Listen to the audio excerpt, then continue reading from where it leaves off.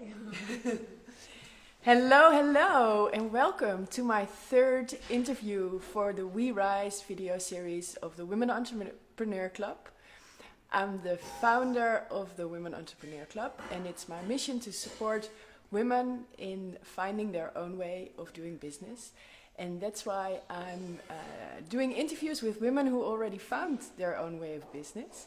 And welcome, Mariah. Thank you. Co-founder of Yoni, which we tell a little bit more about later. But first I want to let you know that you can ask questions during this Facebook Live, and we will be here to answer them. So write it down in in the comment box below, and we'll address them later in this interview. So welcome, Mariah. Thanks. Thank you for having me here. Well, thank you for my first Facebook live session. So, so I when I thought about doing my next interview, I was particularly thinking about you and your brand, Yoni, because I feel that it's very special the way you have attacked or are you challenging the status quo in the feminine hygiene business in a very special way. And would you like to tell me a little bit, and the viewers, a little bit more about what it is that you do different with your brand? what do we do different? Well, I think we do a lot of things differently. If you look at the feminine hygiene industry, it's dominated by four main players, very large companies. And here we're actually a really small company, and we're really motivated as two women, me and my business partner, Wendeline. We were motivated as women to create a change in this industry, because we found out that on your normal packaging of tampons, pads, and panty liners, that you can't read any list of ingredients on the packaging, which for us as female consumers who are pretty conscious about what I put on my face or what I eat or my and much more routines. women out there looking for organic products. Definitely. But we have no idea what we put up in our we don't know what we're using in one of the most parts. Intimate and one of the most absorbent parts of our body. And so we felt that there was a need for change, and if we were going to do something differently, and what we're offering is the organic cotton option, that we wanted to do it in a different way. So making feminine hygiene products, tampons, pads, and panty liners, something like the care product that we feel that they should actually be, instead of kind of a shameful product that you kind of are hiding away in your grocery basket, and that you're kind of secretly taking with you to the bathroom, but that the packaging itself should look nice, so that you can put it in your bathroom proudly, just like any other shampoo or cream. And your packaging looks beautiful, and it's so silly that we didn't bring any. No, because I would have loved to show my you. whole office below is totally full of it, but I'm sure I'll post a picture in the thread. No, but those are things that we've tried to do differently, and what we really want to do is talk about this actually taboo subject of menstruation and the options that you have as women, so that women can make their own choice. We feel that every woman should be able to know what she uses in that most intimate and absorbent part of your body, that you should have the choice, but for having a choice, you need to know what the different options are. And so that's something that you also do sort of education around this theme? I think sharing the story and why we've started this is already educational, because most women have never thought about the subject or the product ever. I mean, we hadn't either. And then in that going along, we've realized that actually a lot of women, and some younger women, but also older women, actually don't really have a good understanding of super! This is what happens when you're live. Great. Get the products. Yeah. So I love this little. This looks like female. The female parts. Female parts. Yeah. Your Yoni, because Yoni is is the name of the company, but Yoni also means origin of life, as well as really literally vagina. And our URL is not yoni.nl or yoni.com, but yoni.care, and Yoni Care is exactly what we do. So we thought that made it kind of full circle. Great, beautiful. I love it. Yeah. Let me see if I have any questions. Awesome to see you two powerful women in the same room. Thank you, Margreet. Really, your first comment. I didn't think about that the products I use contain stuff that I wouldn't want to have in my body. And you said you didn't know either. So how did you find out? How did you find your own way in this industry? Well, it was actually sparked by my own health and in dealing with my own health and understanding that I was developing in a developmental stage of cervical cancer. I saw a lot of gynecologists and one of the doctor specialists that I met advised me to start using organic cotton products, not because it would have anything to do with my cervical cancer stage, but because you don't want to further irritate that part of your body. And so her suggestion to me was to use organic cotton products. Now for me, that was the first time that I'd ever thought about these products, whereas I'd been using a lot of different organic products. So it was the first time that I was sparked to think about my use of tampons and pads. And I was obviously super motivated, but found myself having to bike around to my special store for my special tampons, which doesn't really work in a busy life. So every time I would be out in the city or at Schiphol, or in some other country, I would have to go looking or not be able to find it.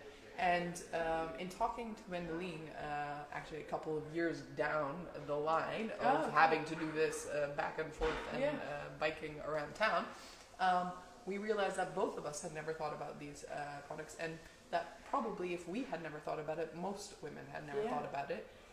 And why at this day and age can you not find an organic cotton option on a regular shelf?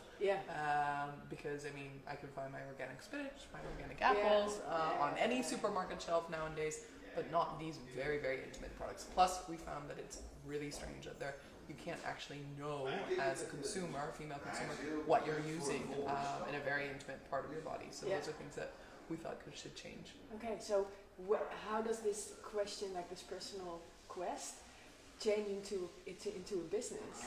What happens there? Well, I mean, I think once you get a really great idea, it rips you, and it wouldn't leave Wendelin or my brain, and so we started. So then you know this is something that we have to do. Well, then you know there is something going on, but we started really first in the evenings, in the weekend, just doing research. What is going on out there? What would it look like? What does the market do? Is this a good idea? Are we actually going to stay off our jobs? We came to the conclusion that one, it was not going to be an easy business to get into. Two, quite a few people advised us maybe not to, but three, we thought that at this day and age it was the time, if there was any, and if no one was going to do it the way that we thought it should be done to get it on mainstream shelves, then we were going to do it. Okay. So you were really passionate. We were very passionate about it, and I think also in a longer way, in a very early on in the ideation phase, right after we set off our jobs, we got the awesome opportunity to be part of the TEDx Amsterdam Award program, which really connected us with a lot of inspiring people, as well as advisors. And I think it's important, if you have a good idea, you can think it's a really good idea, but it's also important to get feedback from others that they think it's also a good idea. That's not only you. So that was one way that we started to understand that other people also got excited about it, and we were invited to speak at TEDx Amsterdam, TEDx Women Amsterdam, Amsterdam Women on stage to present our ideas shortly.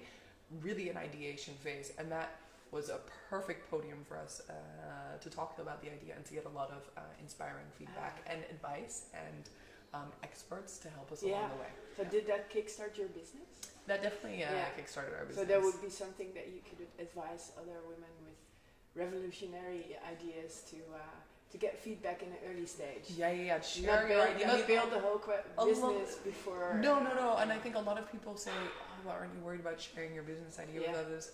I'm not so worried about it. I think it's important to share because that's the only way that you're going to get the feedback that you need, as well as meet the right people who can share Yeah, their definitely. experiences Yeah. and help you move along. Yeah. And if you don't share, then Nothing happens. no, no. So don't be too afraid to share. Yeah. And the only thing is that you have to keep on going and do the hard work and be faster and better than Yeah. maybe other people. But or you competition. know earlier on if it is a good idea and if people like it and follow you, and it's also a great way to build a community Yeah. in an early stage. Yeah. Instead of launching it like a. Well, and that's one really of the reasons why we also started with a crowdfunding. So even before we turned on production, which Yeah. was our biggest investment, first investment, we started with a crowdfunding for exactly this reason, to be able to share the story, to see if there was actually, if we could create a demand for the product, for Yeah. people to be able to buy into the story and as well buy the product, even though we hadn't Yeah. produced it yet. And when that was successful, we turned on production, and then right before the Great. Christmas of 2014, we received all our first products and were able to already put away 10% of that production run to our first crowdfunding fans, Yeah. which is a fantastic way to start a business. Yeah. Yeah. Great way to finance the Yeah. cost.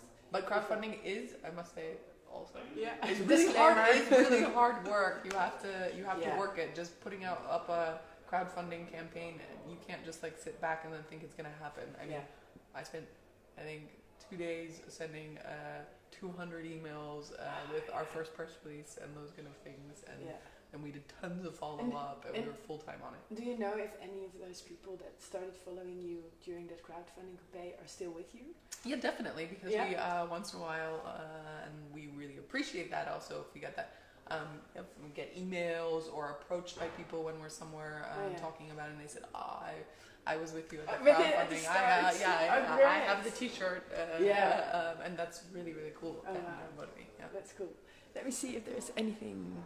I don't think we have any questions for now, but you can share them. I have one more question, which is, what do you do to keep the flow in your business and in your personal life? Because you said it's several times. You said it's hard work and you have to keep going. But how do you keep yourself motivated? I think that's always, it's a challenge, and I think that also changes as your business grows. So when you're in ideation phase, that's a very different phase than having a small starting up business. And then when you're starting to scale up like we are now, getting a bigger business is also a very different phase than having a smaller business. And not all of these phases fit me personally as a person the best. And I have to find new ways of making it fit for me and also for Wendy, my business partner. That's something that we are continuously challenged with and working on to find that balance.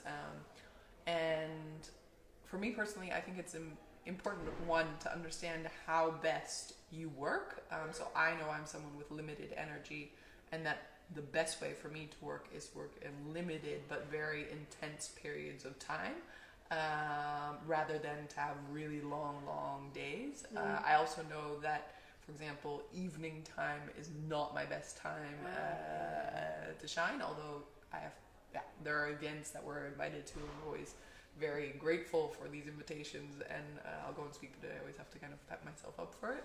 It's not my time of day. It's really good that you know, so you can make it work for yourself. And it's something that we also, in our very small team, is something that we try to encourage people that work with us also to figure out how they work best, and not necessarily work in exactly the same way as we do, because how I work is not how everybody else should work.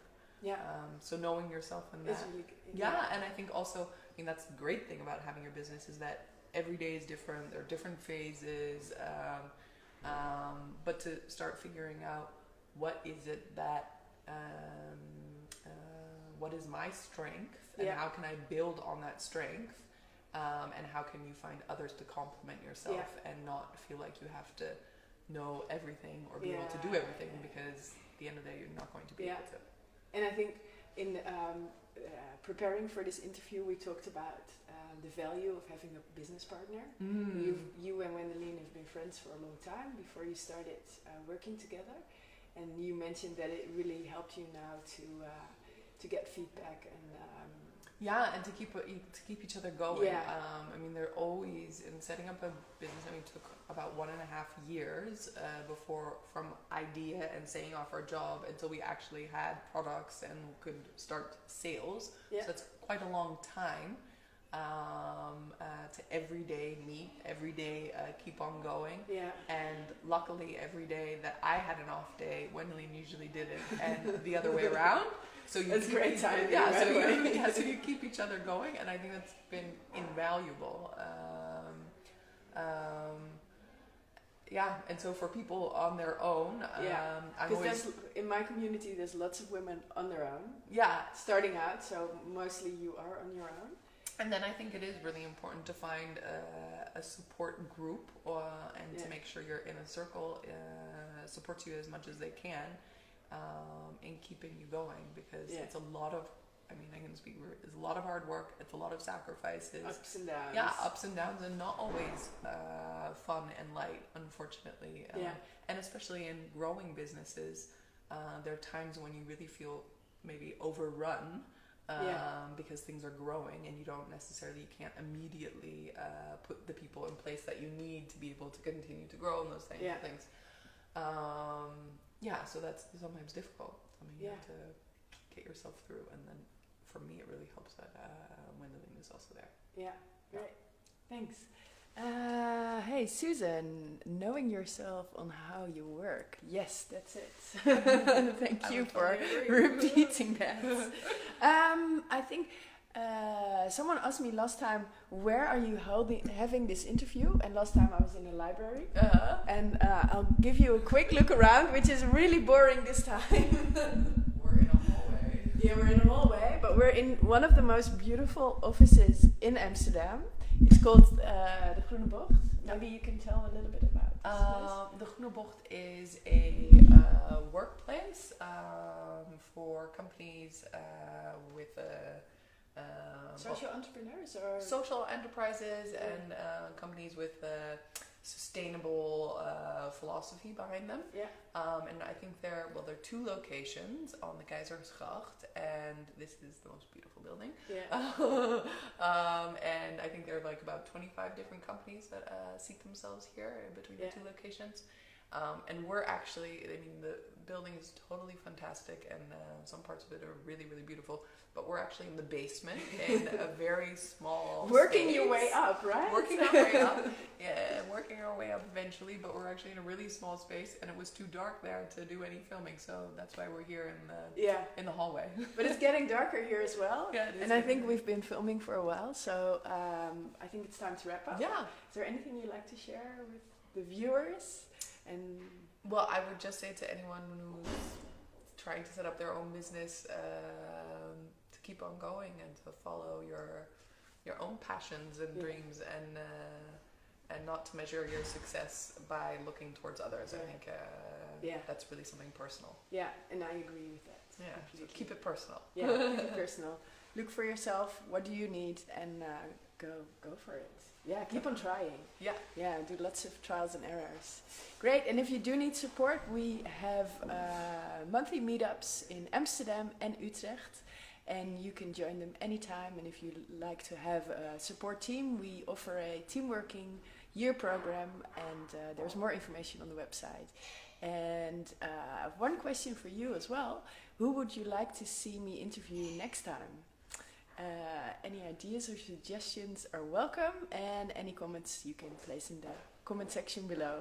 Thank you for watching. See you next time. Thank you, Mariah. Yeah, thank you.